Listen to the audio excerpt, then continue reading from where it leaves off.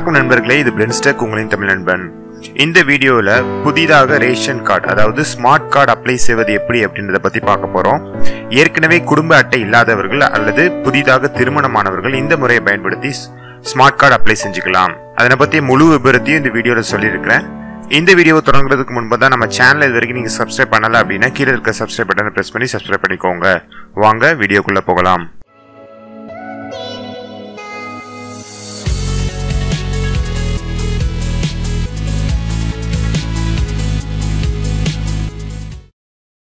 இந்த application apply பண்றதுக்கு முன்னாடி சில முக்கியமான விஷயங்கள் என்னன்னு பாத்தீங்க அப்படின்னா, உங்களிடம் ஏற்கனவே குடும்ப அட்டை அல்லது ஸ்மார்ட் கார்டு இருந்துச்சு அப்படின்னா நீங்க திரும்பவும் புதிதாக ஸ்மார்ட் கார்டு அப்ளை செய்யக்கூடாது.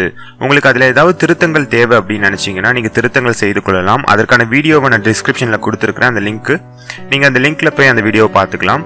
மேலும் புதிதாக திருமணமானவர்கள் இந்த அப்ளிகேஷன் அப்ளை பண்றதுக்கு முன்னாடி தங்களுடைய பெற்றோருடைய குடும்ப அட்டையிலிருந்து தங்களுடைய பெயரை நீக்கம் செய்த பிறகுதான் அப்ளை பண்ணணும்.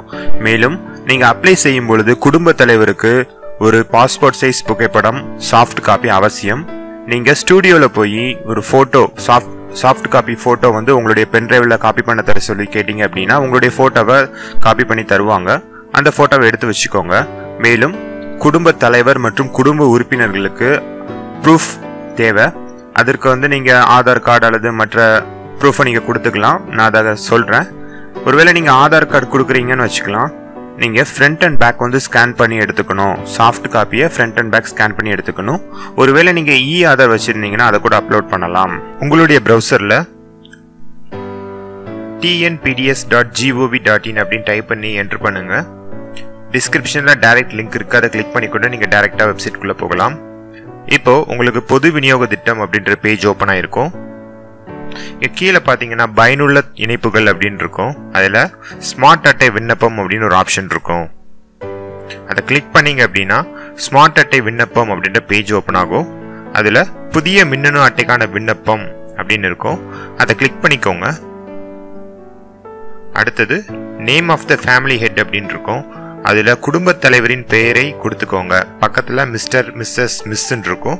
உங்களுக்கு தேவையான பொருத்தமானவற்றை தேர்ந்தெடுத்துட்டு குடும்ப தலைவருடைய பெயரை ஆங்கிலத்தில் எழுதிக்கோங்க. அடுத்தது குடும்ப தலைவரின் கணவர் அல்லது தகப்பனார் பெயரை கொடுத்துக்கோங்க. அடுத்ததாக அட்ரஸ், வீட்டு முகவரியை ஆங்கிலத்தில் டைப் பண்ணிக்கோங்க. முதல்ல தெரு பெயர் டைப் பண்ணிக்கோங்க. இப்படி உங்களுடைய அட்ரஸ் என்ன வருதோ அது 3 லைன் இருக்கு, 3 லைன்லயும் ஆங்கிலத்தில் டைப் பண்ணிக்கோங்க. நெக்ஸ்ட் பாத்தீங்க அப்படின்னா சைடுல குடும்ப தலைவர் பெயர்னு தமிழ்ல இருக்கும். உங்களுக்கு ஒருவேளை உங்களுடைய கம்ப்யூட்டர்ல தமிழ் கீபோர்ட் இருந்துச்சுன்னா நீங்க டைரக்டா டைப் பண்ணிக்கலாம். ஒருவேளை தமிழ் கீபோர்டு உங்கள்கிட்ட இல்லை அப்படின்னா சைடுல எடிட் பண்றதுக்கு ஒரு ஆப்ஷன் இருக்கும். அதுல தமிழ் கீபோர்டு கூட ஆன்லைன் கீபோர்டு இருக்கும். அதை கிளிக் பண்ணி கூட நீங்க தமிழ் கீபோர்டு எனேபிள் பண்ணி யூஸ் பண்ணிக்கலாம்.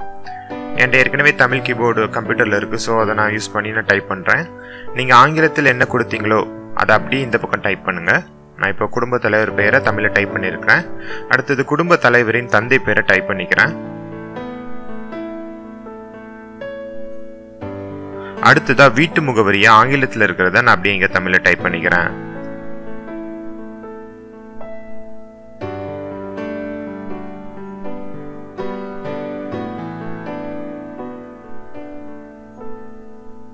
இப்போ நீங்க தமிழ்ல டைப் பண்ணிட்டீங்க. நெக்ஸ்ட் கீழே வந்தீங்க அப்படின்னா மாவட்டம் இருக்கும். உங்களுடைய முகவரியில் நீங்க எந்த மாவட்டமோ அந்த மாவட்டத்தை செலக்ட் பண்ணிக்கோங்க. அடுத்தது தாலுகா அல்லது வட்டம், உங்களுடைய தாலுகா அல்லது வட்டத்தை தேர்ந்தெடுத்துக்கோங்க. நெக்ஸ்ட் உங்களுடைய கிராமம் என்னவோ அதை தேர்ந்தெடுத்துக்கோங்க. அடுத்ததாக பின்கோட் அஞ்சல் குறியீடை டைப் பண்ணிக்கோங்க.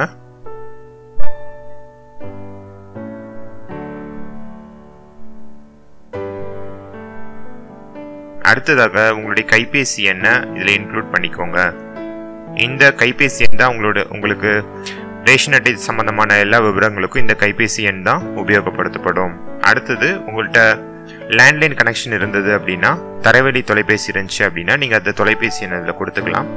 கீழே வந்து மின்னஞ்சல் முகவரி கேட்டிருப்பாங்க, உங்களுடைய மெயில் ஐடியா எடுத்து கொடுத்துக்கலாம். கீழே வந்தீங்க அப்படின்னா குடும்ப உறுப்பினர்களின் விவரங்கள் அப்படின்னு இருக்கும். குடும்ப தலைவரின் விவரங்களை ஃபர்ஸ்ட் சேர்க்கணும் அப்படின்னு போட்டிருப்பாங்க. சைடில் உறுப்பினரை சேர்க்க அப்படின்ற ஒரு ஆப்ஷன் இருக்கும், அதை கிளிக் பண்ணிக்கோங்க. இப்போ நீங்கள் ஃபர்ஸ்ட் கொடுத்தோம் இல்லையா, அந்த டீட்டெயில்ஸ் கொஞ்சம் இது வரும். இப்போ பிறந்த தேதி வராது, அதில் நீங்கள் தான் வந்து செலக்ட் பண்ணிக்கணும் பிறந்த தேதியை. குடும்ப உறுப்பினர்களில் ஃபர்ஸ்ட் வந்து நம்ம குடும்ப தலைவரை சேர்க்கிறோம், அதனால குடும்ப தலைவரோட பிறந்த தேதி கொடுத்துக்கோங்க. அடுத்து பாலினம் ஆனா பெண்ணா அப்படின்றத கொடுத்துக்கோங்க.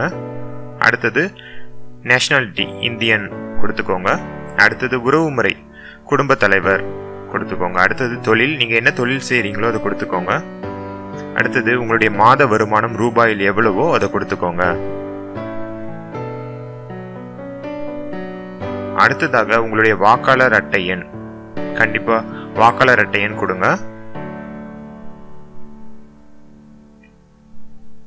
அடுத்ததாக உங்களுடைய ஆதார் எண்.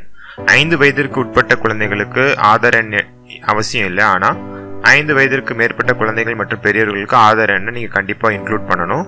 அடுத்து சப்போர்ட்டிங் டாக்குமெண்ட்ஸ், ப்ரூஃபுக்கு வந்து டாக்குமெண்ட் வந்து கீழே கொடுத்துக்கோங்க.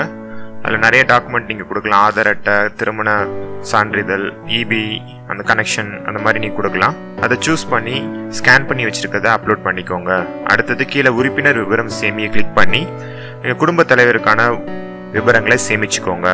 நெக்ஸ்ட்டு நம்ம மற்ற உறுப்பினர்களை எப்படி சேர்க்கலான்னு பார்க்கலாம்.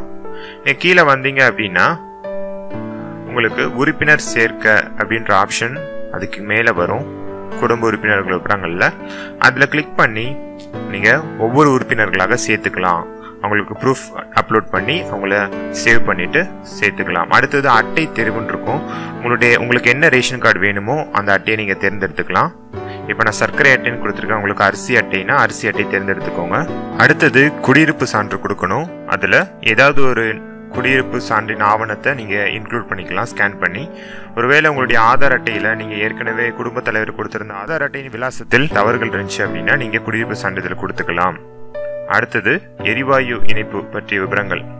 எரிவாயு இணைப்பு, அதாவது கேஸ் கனெக்ஷன் உங்கள்கிட்ட இருந்துச்சு அப்படின்னா நீங்கள் செலக்ட் பண்ணிக்கோங்க. இணைப்பு பதிவு செய்த நபரின் பெயர் அப்படின்னு இருக்கும், அதில் அவங்க குடும்ப உறுப்பினர்கள் எல்லாம் வருவாங்க. அதில் எந்த உறுப்பினரோட பெயரில் வந்து இணைப்பு இருக்குதோ அதை செலக்ட் பண்ணிக்கோங்க. அடுத்தது எண்ணெய் நிறுவனம், அது என்ன உங்களுடைய கம்பெனி என்ன எண்ணெய் நிறுவனமோ செலக்ட் பண்ணிக்கோங்க. அடுத்து கன்சியூமர் நம்பர், எரிவாயு நிறுவனத்தின் பெயர் அண்ட் சிலிண்டரின் எண்ணிக்கை, உங்கள்கிட்ட எத்தனை சிலிண்டர் இருக்கோ அதை கொடுத்துக்கோங்க. ஒருவேளை உங்களுக்கு குடும்ப உறுப்பினர்களில் ஒன்றுக்கு மேற்பட்டவர்களுக்கு கேஸ் கனெக்ஷன் இருந்துச்சுன்னா அதில் இணைப்பு 2 அப்படின்ட்டு இருக்கு பார்த்தீங்களா, அதில் கூட நீங்கள் கொடுத்துக்கலாம். மேலே வந்தீங்க அப்படின்னா குடும்ப தலைவர் புகைப்படம் அப்படின்ற ஆப்ஷன் இருக்கும், அதில் பதிவேற்றம் அப்படின்ற ஆப்ஷன் இருக்கும், அதை கிளிக் பண்ணிக்கோங்க. இப்போது உங்கள் குடும்ப தலைவரின் புகைப்படத்தை நீங்கள் ஸ்கேன் பண்ணி வச்சுருப்பீங்க அல்லது சாஃப்ட் காப்பி வச்சுருப்பீங்க இல்லையா, அதை கிளிக் பண்ணி அப்லோட் பண்ணிக்கோங்க. ஒருவேளை உங்களுடைய லேப்டாப்பில் நீங்கள் அதை யூஸ் பண்ணீங்க அப்படின்னா பிடிப்பு அப்படின்னு கொடுத்தீங்க அப்படின்னா உங்களுக்கு வெப் கேமரா ஓப்பன் ஆகும். நீங்கள் வெப் கேமரா யூஸ் பண்ணி கூட நீங்கள் ஃபோட்டோ கேப்சர் பண்ணி அப்லோட் பண்ணிக்கலாம். ஓகே, இப்போது நீங்கள் கொடுத்துருக்க விவரங்கள் எல்லாம் சரிதானா அப்படின்னு ஒரு தடவை செக் பண்ணிக்கோங்க. எல்லாத்தையும் ஒரு தடவை செக் பண்ணிவிட்டு நீங்கள் கீழே உறுதிப்படுத்தல் அப்படின்ற ஆப்ஷன் இருக்கும், அதை டிக் பண்ணிவிட்டு பதிவு செய் அப்படின்னு கொடுத்தீங்க அப்படின்னா உங்களுடைய ஸ்மார்ட் கார்டுக்கான விண்ணப்பம் ஏற்கப்பட்டு உங்களுக்கு ஒரு எண் கொடுக்கப்படும். அதை வச்சு நீங்கள் உங்களோட அப்ளிகேஷனை ட்ராக் பண்ணிக்கலாம். உங்களுடைய அப்ளிகேஷனை ட்ராக் பண்ணுறதுக்கு நீங்கள் tnpds.gov.in அப்படின்னு ஃபஸ்ட்டு போனோம் இல்லையா, அதே வெப்சைட்டுக்கு திரும்ப போனீங்க அப்படின்னா பயனுள்ள இணைப்புகள் அப்படின்னு சைடில் இருக்கு இல்லையா, அதுக்கு கீழே புதிய அட்டைக்கான விண்ணப்பத்தின் நிலை அப்படின்ற ஆப்ஷன் இருக்கும், அதை கிளிக் பண்ணுங்க. கிளிக் பண்ண உடனே உங்களுக்கு குறிப்பு எண் அப்படின்னு கேட்டிருப்பாங்க. அதில் நீங்கள் அப்ளிகேஷன் அப்ளை பண்ணும்போது உங்களோட மொபைல் நம்பருக்கு வந்த குறிப்பு எண்ணை அதில் இன்க்ளூட் பண்ணி இன்சர்ட் பண்ணி நீங்கள் பதிவு செய்ய அப்படின்னு கொடுத்தீங்க அப்படின்னா உங்களுடைய விண்ணப்பத்தின் நிலையை நீங்கள் தெரிஞ்சுக்கலாம். உங்களுக்கு இதில் ஏதாவது பிரச்சனைகள் ஏற்பட்டுச்சு அப்படின்னா அரசு உதவி மையம் எண்களை நீங்கள் தொடர்பு கொள்ளலாம்.